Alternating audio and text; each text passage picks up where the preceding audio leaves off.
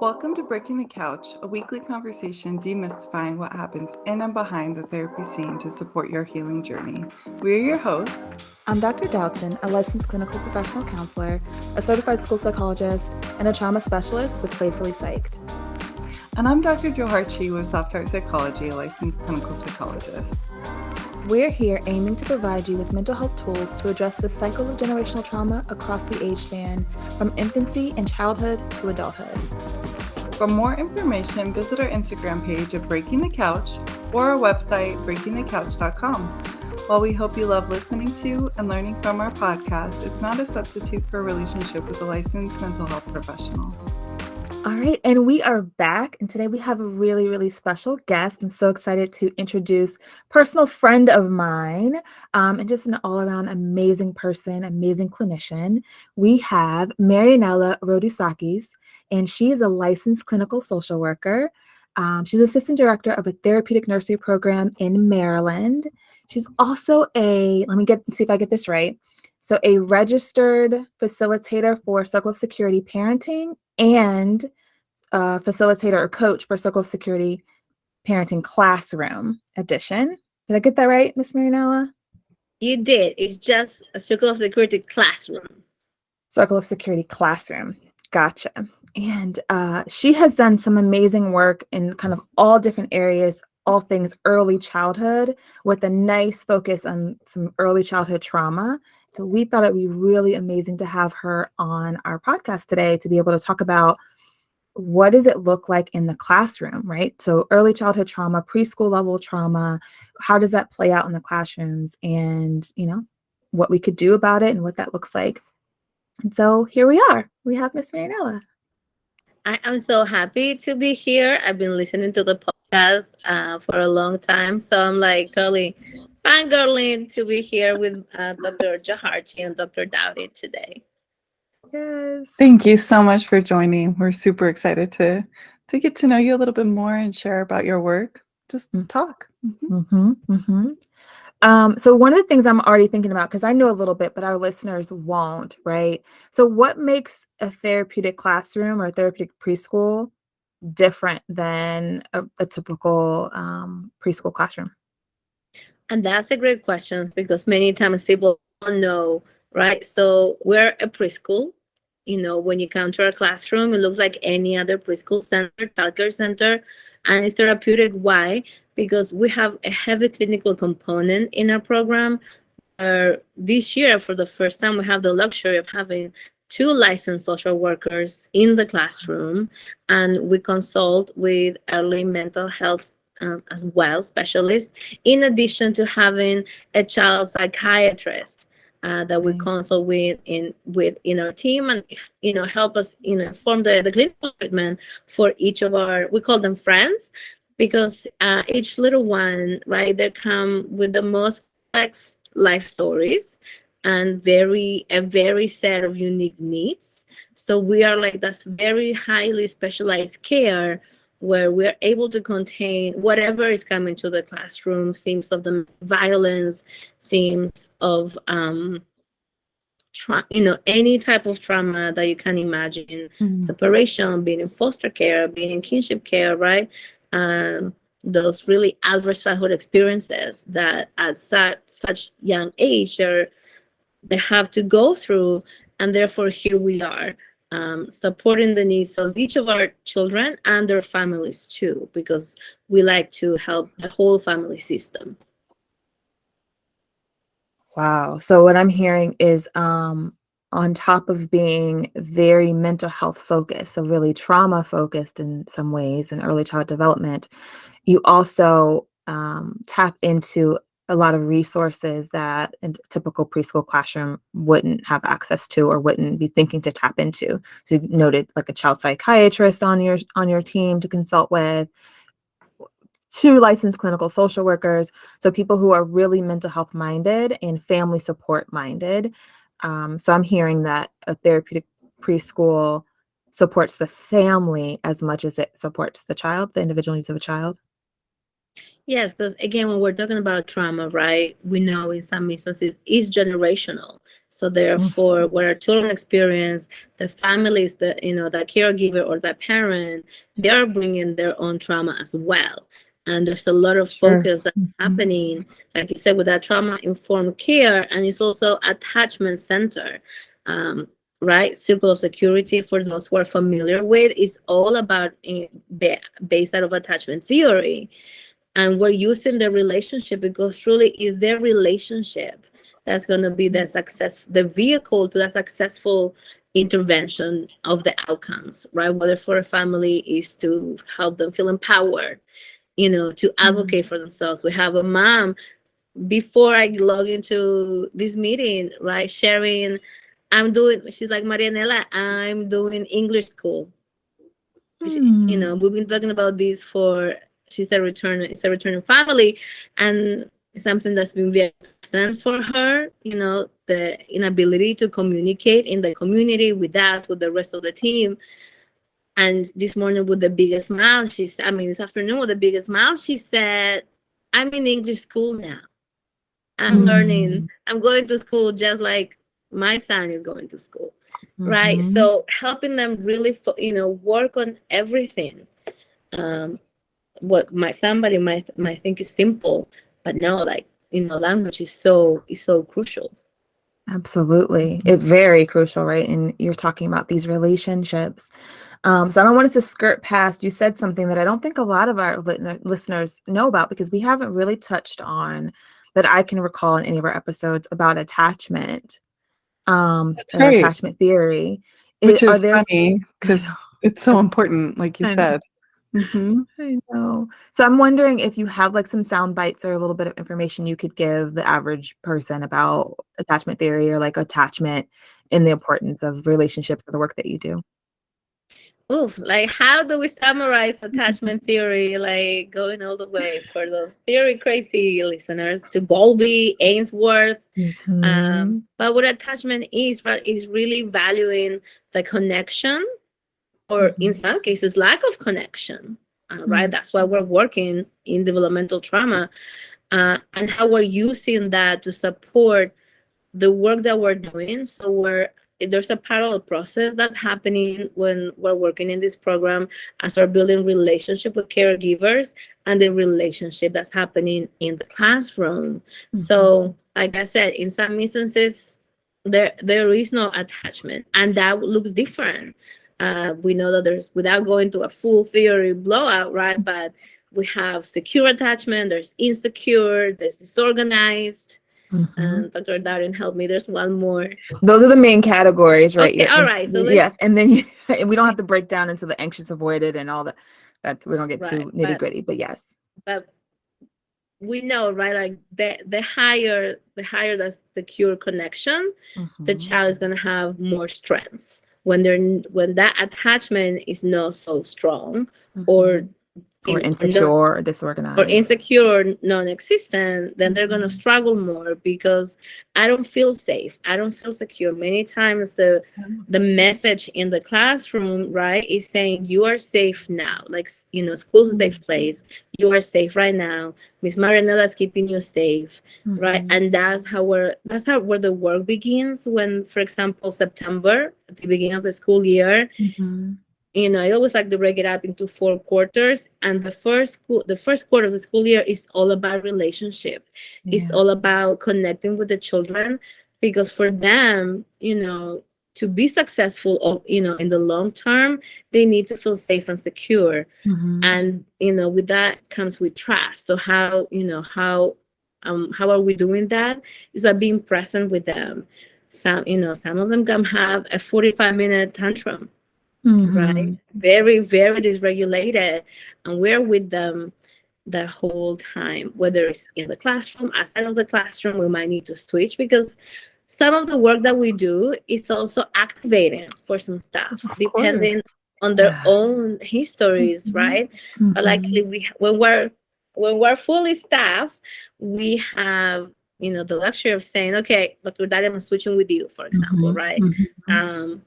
So we're able to support. But again, is that relationship, is letting them know whether, you're coming with your happy feelings, I'm with you, or whether you're angry and you're throwing things, I'm here with you too, right? Like you are not alone. I really want to use circle language, but I know not all of our listeners will understand it. Well, what's a circle phrase you would say? It's okay. Whether you're at the top of the circle, right, when you're feeling safe and secure and exploring, regulated, I'm going to be with, right? The concept of being with. And whether you're at the bottom of the circle, when you're struggling, when you're sad, when you're angry, when those big feelings are coming out, I'm with you here too, right? Like no matter what, I'm here to keep you safe. That's really beautiful. And I think even just the way you described circle language was really helpful, right? Because we have talked in a one episode or two about being with, the idea of being able to sit with someone's emotions, whether big and happy or big and angry or whatever those look like, and helping young children or helping even your partner or someone organize those feelings, make sense of those feelings, label those feelings. I'm not going anywhere. Even when you're having these big feelings that can be scary or hard or confusing, I'm still here with you. And I've got it. So that being able to hold the heaviness of some of these feelings or the complicatedness of some of these feelings. And so I love hearing that you're saying, even for our littlest beings, there are places that really teach them that the teachers, the staff involved can do that. And when there's that trauma background, which I always talk about it. You've heard this a million times on the episodes, right? So trauma, it dysregulates your core sense of safety, right? It changes how your brain and your body feels safe or accepts safety or like explores safety around in your environment. And so when you've experienced a trauma, you are more likely to feel on edge or become dysregulated later, right? Because that sense of safety is broken or is disturbed in some way. And so you're saying that a therapeutic classroom or therapeutic preschool classroom is allowing children to say, hey, yes, you're going to have those dysregulated times, but we're still here, right? Something wrong with you. We've got you. We're not going to abandon you, right? We're going to create that. We're trying to create in a classroom level a secure attachment with this environment, with the people that are here. Am I understanding that right? Yes, and it's amazing. You something as you were talking that came up. It's like the second part. There's many parts, right, to what we do, but the second part is helping them make meaning, right, of their stories, of their narratives. Sometimes we create what we call, my life storybook for each of the children when there's, many complex situations where they have maybe several foster homes or they've been bouncing with that, again, not that stable attachment. And we help them understand what it is that is happening, whether it's the dollhouse, whether it's, with cars and building a parking garage. Children will show you and will let you know what it is that's happening in their internal world, in their at home, in their environments, right? It's up to us to interpret these and then, organize their feelings, organize the order of events, because it's so confusing. They don't understand. And sometimes it's hard. Well, sometimes we know it is hard, right? Many times when we see aggressive behaviors, right? That's that's the surface level. Yep. But what's fueling that is fear, is anxiety, is worriness or worry, those worry feelings, and we help them make meaning of that. And there's many ways of how we do that, which yes, is through play, and also again, we're a typical preschool. Well, not typical, but we're we are a preschool classroom, right? So we do have a circle meeting in the morning. And we do our feelings check, right? So everybody is part of the program, is part of the curriculum that we're doing. We have our feelings chart and everybody gets a turn to share, or if they choose not to share, that's valid too, right? Because we have that therapeutic lens that, not wanting to share, talk about it, that's also a feeling. Yeah. Yeah. Wanting to share is great, and it's also okay if you don't want to share. Yes, because sometimes, when we're thinking trauma or behaviors, right, we're thinking of those externalized and aggressive behaviors. But trauma also can look in the classroom like hiding under that chair, or not wanting to play, or just wanting maybe everybody's at the playground and just want to stay right next to the teachers. Mm-hmm. Because, that's another state of functioning. We have the two spectrums where we're flipping chairs and tables, or we're literally hiding behind a teacher, Mm-hmm. because everything feels so overwhelming in that moment for that child. Mm-hmm. It's like you are in your classroom at any given moment. You can be seeing, fight, flight, and freeze. Yes. Right. And so freeze is usually sometimes we think about those internalizing, like you're hiding, you're just kind of frozen in that moment, but you're not doing these big externalizing behaviors because you're stuck, you're frozen in time. Fight, I mean, flipping over tables is a fight responsive. I've never heard of one. And then I do know, and, you can correct me if I'm wrong, but I'm pretty sure I know that you have children that will run, that will leave, to try to like leave your classroom or try to run from you on the playground, right? That's Yeah. literally fight, right? I'm out of here. This is no, I don't feel safe. I don't know what's going on. I'm out of here. I'm gonna flee this situation to get myself to safety. And obviously, cognitively, they're not thinking of it that way, but the trauma center of the brain takes over, and they're like, "Well, this is how we keep ourselves safe. We run." And we also have some children where they're in that constant hypervigilance level, right? Like Mhm. a door opens or a teacher steps out for, to go, and they're like, oh, you left me. You're leaving me. Are you coming back?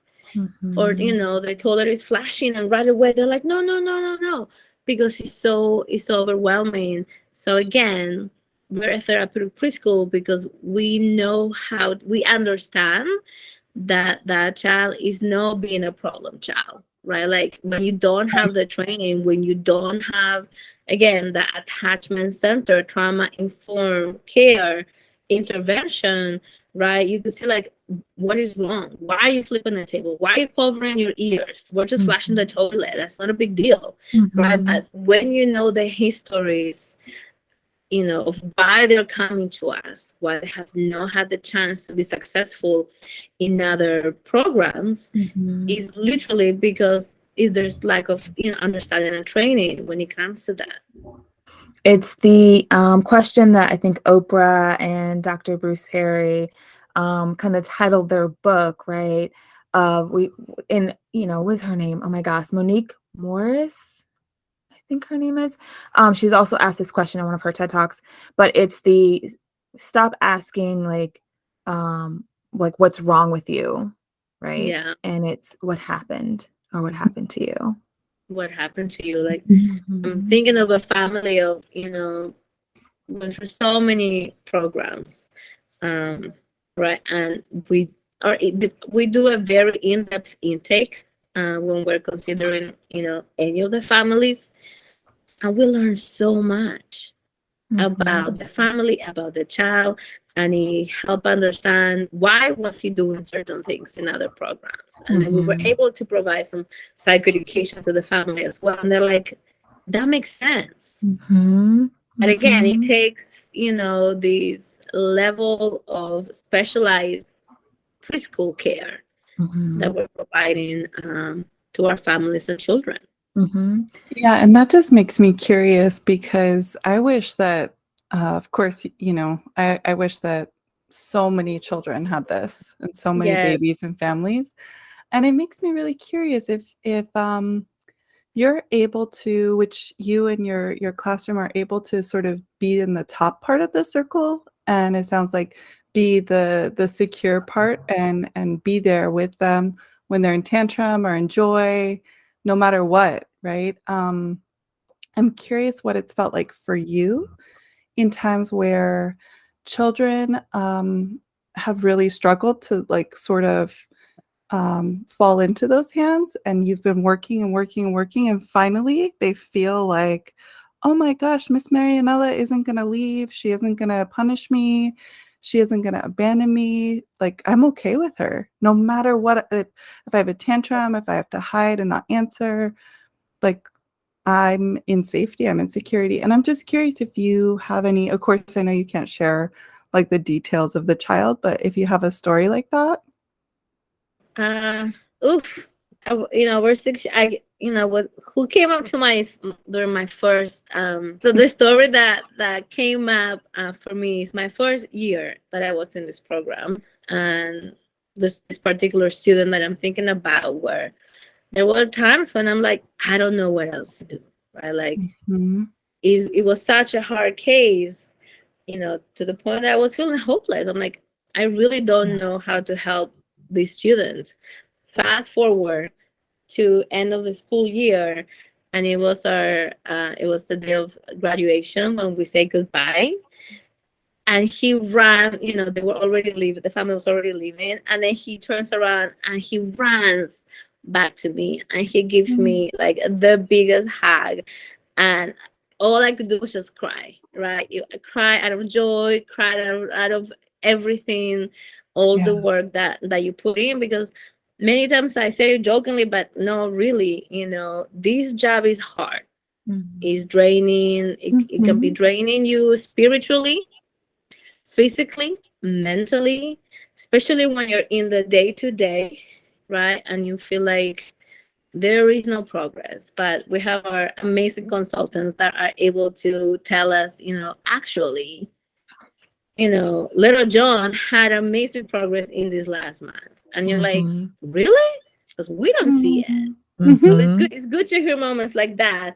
But I think overall that's why I'm here, because again, it's challenging. There's so many struggles at so many levels. But it's the impact that I know, me and the team, right? Like today I'm here, right? But there's a whole team behind that we're doing this together.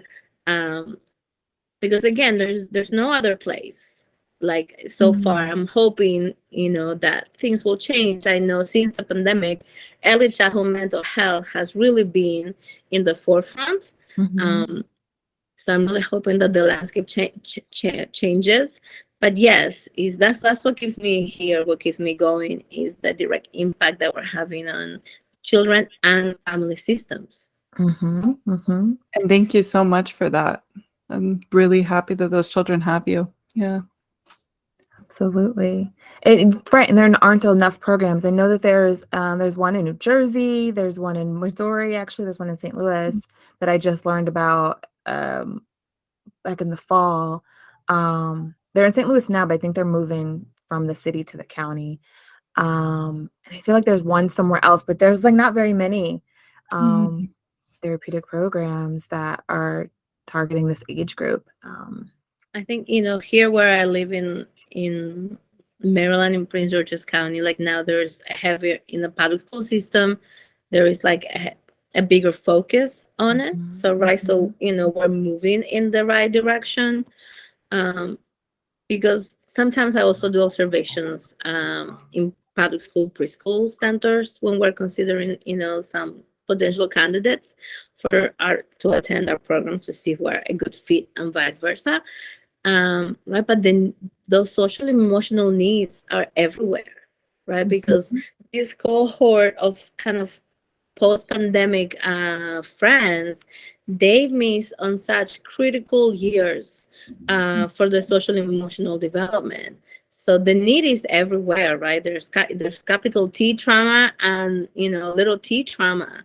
It doesn't have to be those big things. It can be a divorce, a separation, moving. There's medical traumas too.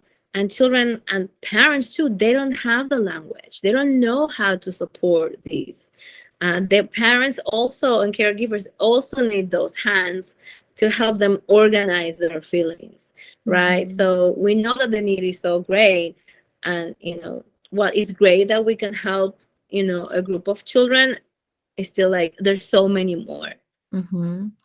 I love that too. I also love, so one of my pet peeves, and I don't want to get on a soapbox, because so when I started off in early childhood education, I don't know if it was because of the program that I was in or because of the professors specifically that I had or the, whatever, but we were always taught that social emotional development is the key to child development, period. And so kind of really focusing on the mental health piece was embedded. And this is before I was even in like psychology and counseling and all those things. It was in my like early childhood education, early child development associate's degree. And so I think what was disheartening is sometimes being in programs that didn't know that. I'm like, how do you not know this? Like, Sure. this is the foundation. Yes, there's academics, yada, yada.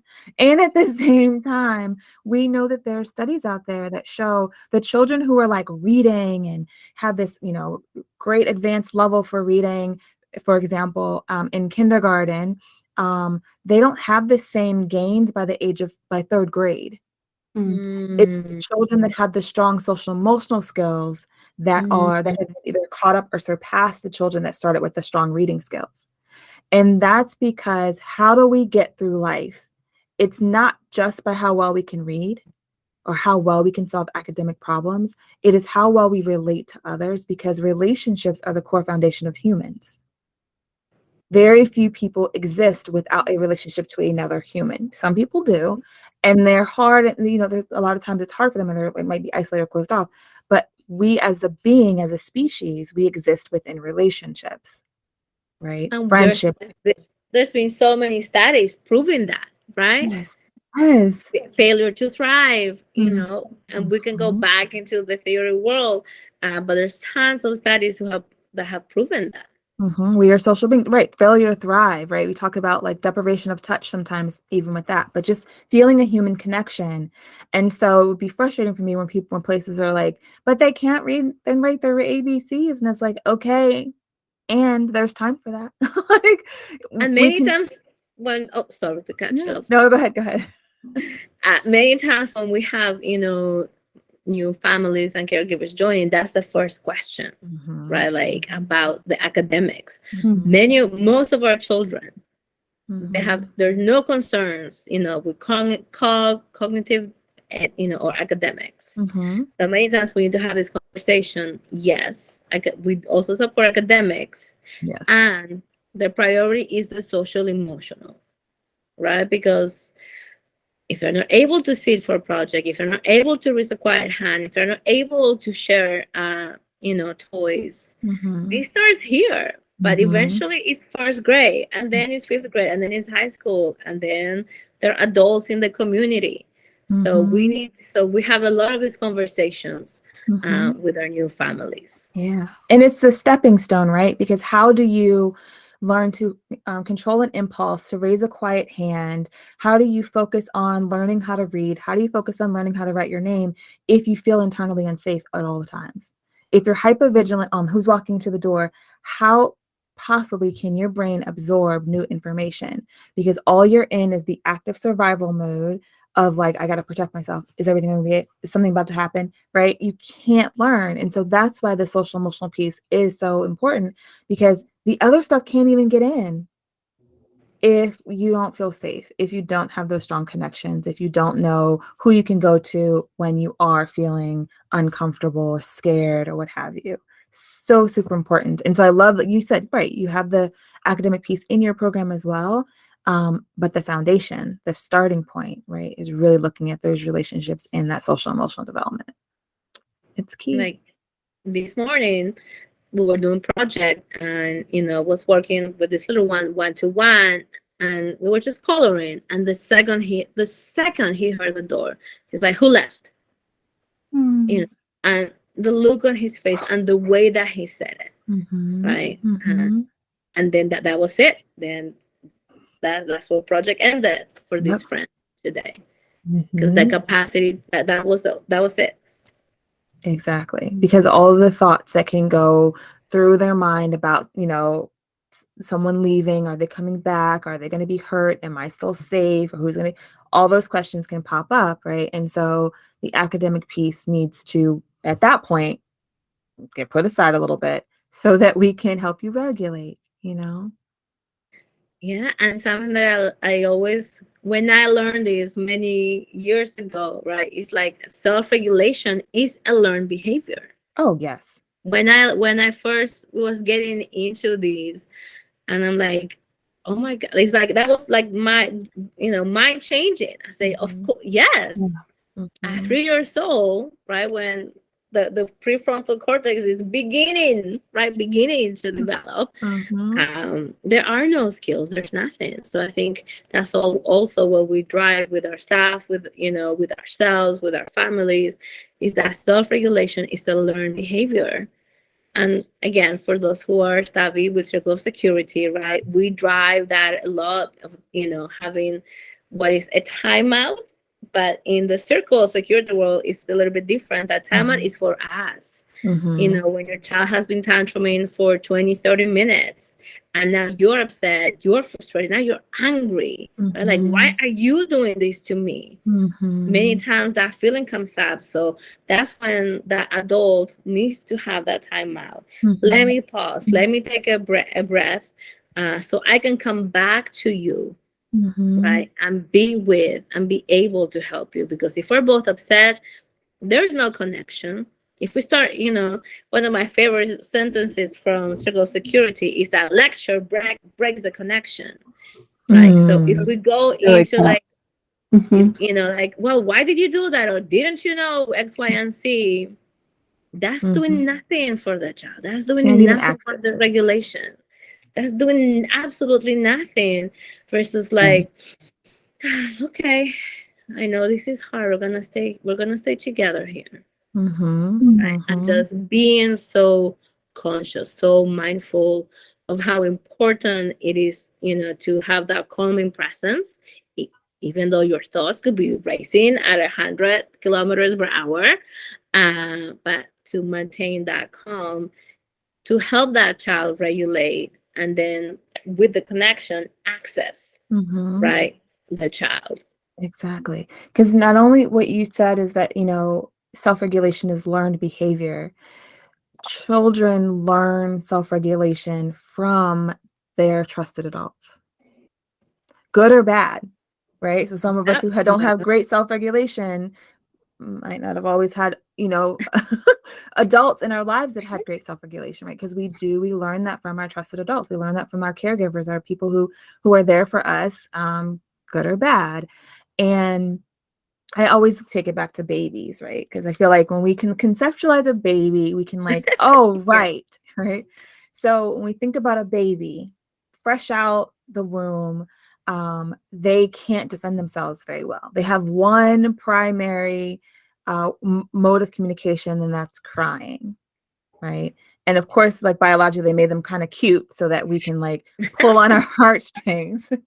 But as far as like what they can emote, what they can do, it's crying, right? That's it. That's all they got. And they don't quite understand language yet. They don't understand emotions. We are born with emotions, right? Emotions are pre-verbal. We're born with it. Like y- studies kind of just change, but like 5 to 6 core emotions we're born with, right? And then some of the more complicated ones we develop over time. But they're born, with some of these core emotions, but they don't have there's no start to stop. It's just like, I'm feeling this right here, right now, here, right? And then I'm feeling this right here, right now, right here, and they move and move and move. And so as we get older, we're kind of delaying things for them. Like, okay, hold on. We're okay. We're warming the bottle, right? Like, okay, we got to try to hold it. We're going to potty training. Okay, can you hold it a little bit? Like we're building these pieces where we're trying to teach them this external thing called impulse control, right? We are trying to model for them, all right, like we're using our voice, like our mother ease. They talk about that nice sing-songy voice we do. It's our external way of giving them some, underpinnings of emotion regulation. It's a starting point. And then something clicks for a lot of adults where we forget that we did a lot of that stuff as a baby. And then when they become 2 and 3, when they start getting language, we're like, oh, well, now they're an adult and they just have it. And it's like, well, no. Like they not quite. Yes, they're developing language, right? But it doesn't mean that they have, like you said, that prefrontal cortex. First of all, prefrontal cortex, your frontal lobe isn't even done developing all the way until you're like 27, right? Between 25 and 27. Right. So it's like at 3, it's just really starting to like, oh, we can start to, help you see this or help you delay these things. It's the beginning, not anywhere near the end. And so kind of remembering like what we did with babies, right? We still need to be continuing some of that into these early preschool years, these early elementary school years, because they learn it from us. And like you said, I love that you said the checking in with yourself. We've talked about that a lot here in this podcast. Giving yourself that pause, taking that breath, recognizing what you're feeling, right? And if your child has been tantruming for 20, 30 minutes, what is the 1 minute? Like it's one more minute of you just, okay, let me step over here. Let me check on me, right? It's not going to make a huge difference to their tantrum in that moment if you just take that break away. But if you give yourself, you fill your cup, you recharge your battery, right? You find out what's going on for yourself and then go back in, you're going to feel so much better about it. And you're going to help them be able to regulate. Because there's always going to be a chance for repair, Yeah. right? There's always opportunity for repair. And yes, in that moment, it's important that self-care needs to kick in, even though you might feel guilty or any feeling that comes up in those moments. But yeah, because I know as a mom, I've been frustrated, even now with all the knowledge that I have, all the experience that I have, there are moments. I have 2 teenagers. You're still human. We're like, they know the buttons to push, and I might have a non very circle moment with my own children, but then there's that repair process, right? Because that's also where the bonding is happening, right? Like, okay, that's also another way to create safety within the relationship, because that's also what we're modeling. You know what? I go frustrated. I'm sorry, I raise my voice, because we're modeling what that process is like. Again, whether they're in first grade, second grade, right, ninth grade, adults. That's the overall goal, to internalize all of these skills, whether it's taking that deep breath. Let's take a pause. Let's have a walking break. So some of the strategies that we use here in the program, right, to help the regulation, because they don't know. The parents don't know, right? I didn't know until I went through school, until I went, through everything that I went through over the years. And of course we get it wrong, and we get, one of our favorite messages is like, you get to try again. You get to start over. And there's this children's book that one of our families actually had recommended to us. It's called The Redo Rule. That is about a kangaroo that, he has a lot of big feelings, and he gets, in school, hurts peers, destroys his room, but he gets a redo every time, right? So it's wonderful. We use a lot of books. I feel like there's always a children's book about any theme. So for our listeners, that if you're working with children, and you get stuck on something, you don't know which way to go, look it up. There's always a children's book for anything and everything. This is true. And we'll make sure we put that in our bookshop. Redo Rue. I love it. Sounds cute. Yeah. And so Rue, right? He gets to try again. And that's the message, right? Like, you had these big feelings in this moment, but it's not your day. That's sometimes actually a very important thing that we have to work with parents and caregivers, is to switch that lens that they have on their own children. But like, what did she do? Did she really have a good day? Like, they don't believe us. So there's a lot of education into, like, you know what? Jane, she had a hard moment, a hard transition during, coming from playground to the classroom. But the rest of the day was okay. They're not used to receiving that type of feedback. Maybe Jane had in a previous school a hard transition, and that was it. That is all that was reported. That is all that, that they heard. And imagine if you've been through multiple programs by the time that you're 4 years old, and that's all the feedback that you're hearing about your child, right? So there's, again, that parallel process that we're doing with the families and the children at the same time. Yeah, I love that. I also love, I've been starting to, when I like consult with schools and stuff, I'm in parents and things, and I'm saying, let's flip the lens. What went well today? Right. Right? Because so often at pickup and drop off, a lot of schools are saying the bad things, only the bad things, and always the bad things. And it's like, okay, so they knocked over the blocks a couple times. Does the parent need to know that? Is there something that the parent could do after? Like, no, they can't. That was something that happened in the classroom. So what went well? Give them a good report. What went well today? Let's go with that, you know? And it helps the parents also to flip the lens, because they're also like, how was their day? And they're really listening for, like, you know, what bad thing did they Yes. do? And it's like, what good? You can also ask your teacher, what went well today, right? What did Jane do well today? What did little Johnny do well today? It And could. I'm thinking of this family that, they really, at the beginning, they did not believe us. Like, to the point that they said, you don't have to tell us, and then we're like, no, we're telling you because this is what happened. Right. So we have to, like, almost like build like a whole new program. Yeah. Right. Because the healing is happening not only for that child, but for that family as well.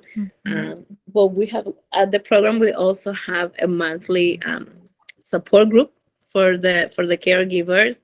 And the number one thing that I've learned is how isolating it can feel for the families, when you're like, well, we can't go to Target, we can't go to, the cousin's birthday parties, we cannot be part of the community that we live in, right? Because that's what I see. And then, they feel like nobody understands, nobody knows. And then when they start meeting the families that are also in the classroom, it's so relieving and so validating for them. They're like, oh, like, you believe me, like, I'm not making this up, right?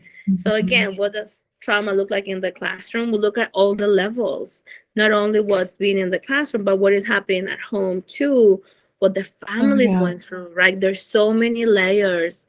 How, again, whether it's capital T trauma event, little t trauma event, that impacts that whole family system. And that makes me wonder, really makes me wonder if this will probably be the last thing I say just with timing, but I wish we could have a million episodes with you. I'm really enjoying this.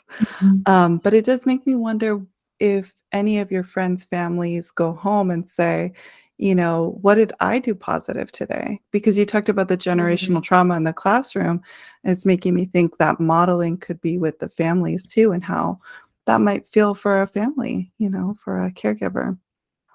So many times, yes, we have these conversations with the caregivers too. We're like, I see you're really trying. I know how much you care. I know how much you love, John and Jane. And, and so we also fill up their cups too. I Because, love that. right, it has to be, because if we don't fill them up, and we know, because we know their stories, right? Then we're not going to be able to fuel, that relationship, a connection at home of those transferable skills, right? When we are having those check-in with the families, we're modeling what that check-in feels like for them to do it at home. For example, when they start the program, we give them a backpack, and the number one thing, we put some little gifts inside, but one of them, which is also my absolute favorite children's book, is called The Feelings Book by Todd R. It's very simple. It's one sentence per page, but again, we're giving that, so they can begin the conversation at home and feel successful, like, that, okay, we can read this book together, because the children already heard that language at school. They've read that book at school, and we give them those opportunities, especially for those families where it has felt so heavy, like so hard, to have successful moments at school, at home too. Yeah. It's a very colorful book too. I know it well. Yeah. Yes. Again, I love children's books. It's one of my favorite things. That's really sweet. Well, I wish that we could keep going. Like I said, I'll just summarize a little bit. You talked a little bit, Miss Marianela talked with us a little bit about the importance of relationship and attachment in generational trauma healing through classroom programs, such as the one that provide such beautiful healing. And you talked a little bit about, I wrote a quote because I was like, oh, I love that. With attachment, there was a lot that you explained, but one part you said it's really valuing the connection. So I'm going to definitely use that with some of the people I serve too. I like that. And you talked also with us about how you are there with them, whether they're at the top or the bottom of the circle, and you kind of explain like you're there with them, whether they're happy, whether they're in tantrum, and just being with, and kind of we talked a little bit about what that being with is like. And then we talked about different things as far as like the second part of some of the healing is like developing meaning from their story or the My Life storybook, and making that meaning. And then we got a chance to hear some stories, some examples of what it's like when you do this really, really hard work and children just get a chance to sort of shine or have that come back to you and hug you and thank you. And I also loved what you talked about with modeling frustration. I was like, that is a really good one too, right? Like that we all need breaks too. And then how we can also repair. We kind of wrapped up with some of that. Yes, such great things, such a great summary. Miss Marianela, if people wanted to learn more from you, is there a place they could go? Are you on social media anywhere? Or how could they reach out to you? I am not on social media, but I'll be happy to share my email. Shall I say it now? You can say it now, but we'll also make sure that it's in the show notes. Okay, because it's quite a mouthful, but it's marianela.rodosakis@gmail.com. Okay, not bad. It's your first name, last name at gmail.com. We can handle that, Yeah, and we'll make sure that it's printed in the show notes as well. Anybody wants to learn more, know more, or if you need any children's book recommendations, I'm your person. Nice. And private practice. I was just about to say that you're in private practice. Do you want to share? You don't have to, no pressure. But if you wanted to share your, people referrals for young children. Oh yes, I forgot about that. So yeah, so in private practice, you can reach me at Marianela at peterbachmantherapy.com. Okay, beautiful. Well, probably be some referrals coming your way sooner or later. So this has been such a lovely episode. Again, for our listeners out there, if you want to reach out to us, we are on Instagram at Breaking the Couch. Our website is active, breakingthecouch.com. Miss Marianela listed a couple books today, so we're going to make sure we put those in our bookshop, which helps keep local bookstores in action and thriving. You can also send voicemails, which no one has ever sent us a voicemail, but we always say it. So you can send us a voicemail if you want to communicate with us that way. You can tag us in your Instagram stories, send us direct messages. We do respond. And this is actually our penultimate episode. So this is our second to last episode of this season and of this series, at least as the way that it presents now with both Dr. Jaharchi and myself, Dr. Doughton, on Breaking the Couch. So maybe in the future, there'll be different iterations of it with Breaking the Couch. But as it stands right now, this is our second to last episode. Until next time. If you are looking for a therapist for yourself or your child, you can visit our websites, playfullypsych.com or softheartpsychology.com. We appreciate you joining us this week and can't wait till there's another opportunity to jump on the couch with you next week.